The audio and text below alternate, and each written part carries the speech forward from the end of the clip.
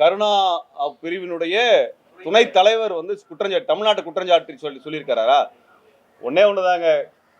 அதாவது கருணா என்பவர் சிங்கள அரசோடு சேர்ந்து கொண்டு இனப்படுகொலையில் பங்கெடுத்தவர். கடைசி கட்டத்திலே நேரடியாக படுகொலையில் பங்கெடுத்த குற்றச்சாட்டு அவர் மீது இருக்கிறது. அங்கே மாத்தளை பகுதிகளிலே நடந்த மனித புதைகுழியிலே கருணா படையினர் தான் படுகொலை செய்திருக்கிறார் என்பது ஆவணமாக வெளிவந்திருக்கிறது.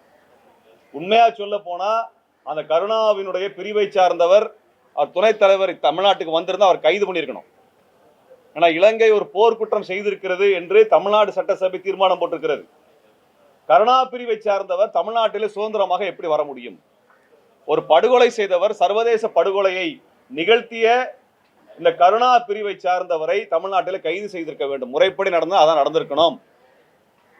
அப்படி ஒரு படுகொலை செய்த ஒரு கும்பலை சார்ந்தவர் தமிழ்நாட்டினுடைய அரசியலை பற்றி பேசுவதற்கு எந்த யோகியதையும் கிடையாது. தமிழ்நாட்டிற்குள் எங்களுக்குள் 1000 கருத்து வேறுபாடுகள் என்பது வேறு. ஆனால் ராஜபக்சேவோடு கைகோர்த்து கொண்டு சொந்த இனத்தை, சொந்த மக்களை, சொந்த போராளி குழுக்களை படுகொலை செய்த கருணா குழுவை சர்வதேச விசாரணைக்கு ஒப்படைக்க வேண்டும் என்பதிலே சர்வதேச அறிக்கைகள், ஐநாவினுடைய அறிக்கைகளை சொல்லி இருக்கிறது. கருணா குழுவை பற்றி ஐநாவினுடைய மனித உரிமை அவையிலே வெளியிடப்பட்ட அறிக்கைகள் சொல்லியிருக்கின்றன. அப்படிப்பட்ட கருணா குழுவை சார்ந்தவர் யார் வந்தாலும் தமிழ்நாட்டில் கைது செய்திருக்க வேண்டும். ஏன் கைது செய்யல?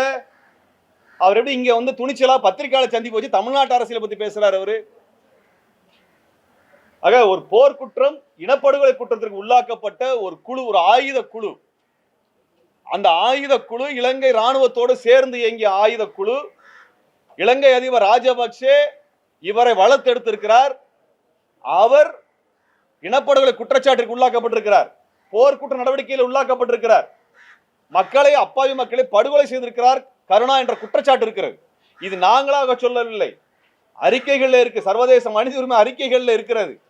அப்படிப்பட்ட குழுவை சார்ந்த தமிழ்நாட்டிற்கு வந்தால் இதற்கு மேலும் தமிழ்நாடு காவல்துறை கவனம் எடுத்து இது போன்ற கொலை குற்றங்களில் ஈடுபடக்கூடிய நபர்கள் தமிழ்நாட்டிலே வந்து அரசியல் கருத்துக்களை வெளியிடுவதும் செயல்பாடுகளை செய்வதற்குமான முயற்சிகளை முன்னெடுத்தால் உடனடியாக அவர்களை கைது செய்யணும். ஏனால் இப்படிப்பட்ட ஒரு குழுவை சார்ந்த தமிழ்நாட்டில் என்ன குழப்பத்தை கொண்டு வரோன்னு எங்களுக்கு தெரியாது. தமிழ்நாடு அமைதியாக இருக்கிறது.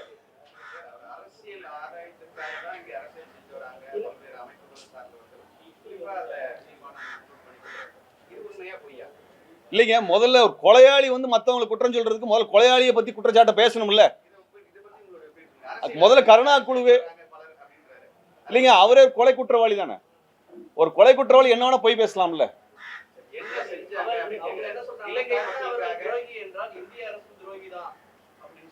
இந்திய அரசு துரோகின்னு கருணா சொல்றாருல்ல, அதுக்கு நடவடிக்கை எடுக்க சொல்லுங்க. இந்திய அரசு துரோகி என்று சொல்லி வெளிநாட்டிலிருந்து வந்து இங்கே பத்திரிகா சந்திப்பு நடத்தின கருணாவினுடைய குழுவின் மீது என்ன வழக்கை பதிவு செய்திருக்கிறார்?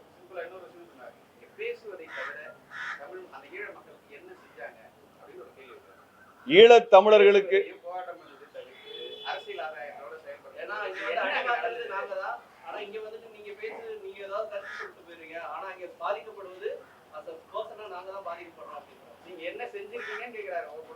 இல்லைங்க, கருணா குழுவுக்கு பதில் சொல்ல வேண்டிய அவசியம் முதல்ல இல்லை. இருந்தாலும் இந்த கேள்வியில இருக்கக்கூடிய சில விவரங்களுக்கு தெளிவா சொல்லணும். தமிழீழத்தில் தான் விடுதலை போராட்டம் நடந்து கொண்டிருக்கிறது. அதுக்கான ஆதரவு களத்தை தான் தமிழ்நாடு வழங்கி கொண்டிருக்கிறது. தமிழ்நாடு என்பது ஆதரவு தளமாக இருக்கிறது. இன்னைக்கு பாலஸ்தீனத்துல போர் நடக்குதுன்னா உலகம் முழுக்க போராட்டம் பண்றாங்க. என்ன பண்றாங்க? அமெரிக்கால போராட்டம் நடக்குது, ஐரோப்பால போராட்டம் நடக்குது, தமிழ்நாட்டில் கூட நடக்கிறது. என்ன பண்றாங்க? ஆதரவு பண்ணி போரை நிறுத்துங்கன்னு தான் போராட்டம் நடத்துறாங்க. அந்த குரலை கொடுத்திருக்கிறோம். இன்னைக்கு ஈழத்தமிழர் பிரச்சனை இந்தியா முழுவதும் கொண்டு போனதும் உலகளாவிய அளவில் போவதற்கு தமிழ்நாட்டு தமிழர்கள் உதவி செய்திருக்கிறார்கள். வேற என்ன செஞ்சணும்? வேற என்ன செய்யணும்? கருணா குழுவுக்கு ராஜபக்சேவிட்ட போய் மண்டிட்டு நிக்கிற மாதிரி நிக்கணுமாமா? கருணா போய் நிக்கட்டும், அவர் போய் நிக்கட்டும், மண்டிட்டு நிக்கட்டும். அது அவருடைய பிழைப்பு. கருணாவை போல தமிழர்கள் மண்டிட்டு நிக்க மாட்டாங்க. தமிழ்நாடு என்ன செய்தது, தமிழர்கள் என்ன செய்ய, தமிழ்நாட்டு தமிழர் என்ன செய்தார் என்று கேட்பதற்கு எந்த யோகியதையும் கருணாவிற்கு கிடையாது. 15 வருடங்களாக தமிழ்நாட்டு தமிழர்கள் தான். தமிழ்நாட்டு தமிழர் அதாவது கருணா எந்த அமைப்பை சொன்னாலும் சரிங்க, தமிழ்நாட்டிலே ஈழத்தமிழர்கள் மீது நடத்தப்படுகின்ற படுகொலையை எதிர்த்து நாங்கள் போராட்டம் நடத்துவதுதான் இந்திய அரசிற்கு அழுத்தமாக இருக்கிறது, இலங்கை அரசிற்கு அழுத்தமாக இருக்கிறது. வேற எதுக்கு அழுத்தமா இருக்குது? அது கருணா சொல்றதுக்கு எந்த யோகியதும் கிடையாது. இன்னொன்று வந்துட்டு அவர் வந்திருக்கதே வந்து இங்க நடக்க போற தேர்தலுக்காக ஆதரவு தேடி இங்க இருக்க அரசியல்வாதிகளை சந்திக்கிறதுக்கு அவர் வந்திருக்கிறதா சொல்லியிருக்காரு. அது போல வந்து வேல்முருகன் அவர்களுக்கு அப்பாயின்மெண்ட் வாங்கியிருக்கிறதா அவர் நிச்சயமா இங்க இருக்க தமிழ்நாட்டினுடைய தமிழ் தேசிய பெரியாரிய அமைப்புகள் இடத்துல எந்த ஆதரவும் கருணா பெற்றுவிட முடியாது. அதுக்காக சாத்தியம் இல்லை. முதல்ல தமிழ்நாடு காவல்துறை இந்த கருணா குழுவை விசாரித்து அது ஏற்கனவே ஆயுத குழுவாகத்தான் நாங்கள் இயங்கி கொண்டிருக்கிறது. அந்த குழுவின் மீது நடவடிக்கை எடுக்க வேண்டிய தேவை இருக்கிறது. அதை முதல்ல செய்யுங்க. அதன் சமயத்தை சொல்ற தமிழ்நாட்டுக்குள்ளார அவங்களுக்கு பேசுறதுக்கு எந்த யோகியதும் தமிழ்நாட்டில் மட்டும் இல்லை, இலங்கையிலும் கிடையாது. அவங்களுக்கு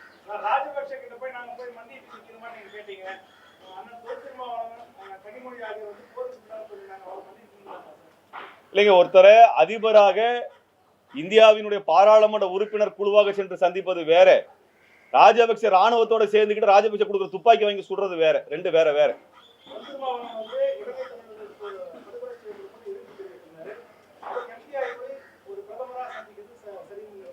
அவர் என்ன கோரிக்கை அங்க வச்சாரு? அவர் ராஜபக்சேடும் என்ன கோரிக்கை வச்சாரு? தமிழ்நாட்டினுடைய தமிழீழ தமிழர்களினுடைய இனப்படுகொலை சார்ந்த கோரிக்கையை வைப்பதில் எந்த தவறும் கிடையாது. இப்ப சர்வதேச அரங்குக்கு போறோம், பாலஸ்தீனத்திற்கும் இஸ்ரேல் சண்டை நடக்குது. பாலஸ்தீனத்தினுடைய பிரதிநிதிகள் இஸ்ரேல் பிரதிநிதி பாக்குறது இல்லையா? பாகிஸ்தான் குற்றம் சாட்டுறீங்க, எதிரி நாடுன்னு சொல்றீங்க. இந்திய அதிகாரிகள் பாகிஸ்தான் அதிகாரிகளை சந்திக்கிறது இல்லையா? சந்திக்கிறாங்கல்ல, அதே மாதிரி தாங்க அது. அதோட தவறு கிடையாது.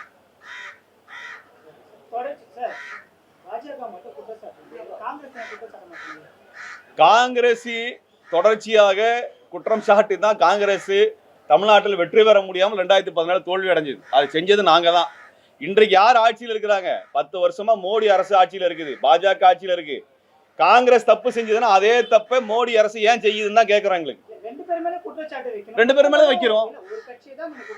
இப்ப யார் ஆட்சியில் இருக்காங்களோ ஆட்சியாளர் தான் நாங்க சொல்றோம். நாங்க யார் ஆட்சியில் இருக்கிறார்களோ அவர்களை தான், ஏன்னா அவங்க கையில தான் அதிகாரம் இருக்கு, அவங்க கையில ராணுவம் இருக்கிறது, அவர்கள் கையில் தான் எல்லா கொள்கை முடிவும் இருக்குது. அந்த கொள்கை முடிவு எடுக்கிறவங்க தான் கேள்வி கேட்போமே ஒழிய தெரும் கட்சி சார்ந்து பேசுறதுக்கான ஆட்கள் நாங்க இல்ல. கொள்கை முடிவு தான். நாங்க யாருக்கும் ஆதரவு தெரிவிச்சு பிரச்சாரம் பண்ணோம்? யாருக்கு பண்ணாங்க? நீங்களா பேசக்கூடாது. இல்ல இந்தியா கூட நாங்க ஆதரிச்சுல பேசல. கம்யூனிஸ்ட் கட்சிக்கு பேசணும், விடுதலை சிறுத்தைகளுக்கு பேசணும், மதிமுகவுக்கு பேசணும்.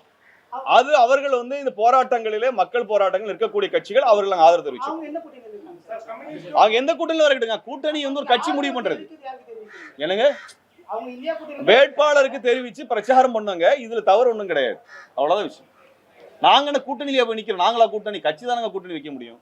பாதகம் செய்பவரை கண்டால் நாம் பயங்கொள்ளலாகாது பாப்பா, மோதி மிதித்து விடு பாப்பா, அவர் முகத்தில் உமிழ்ந்து விடு பாப்பா. அண்மை செய்திகளை உடனுக்குடன் தெரிந்து கொள்ள இணைந்திருங்கள் இயம்நாடு தொலைக்காட்சியுடன்.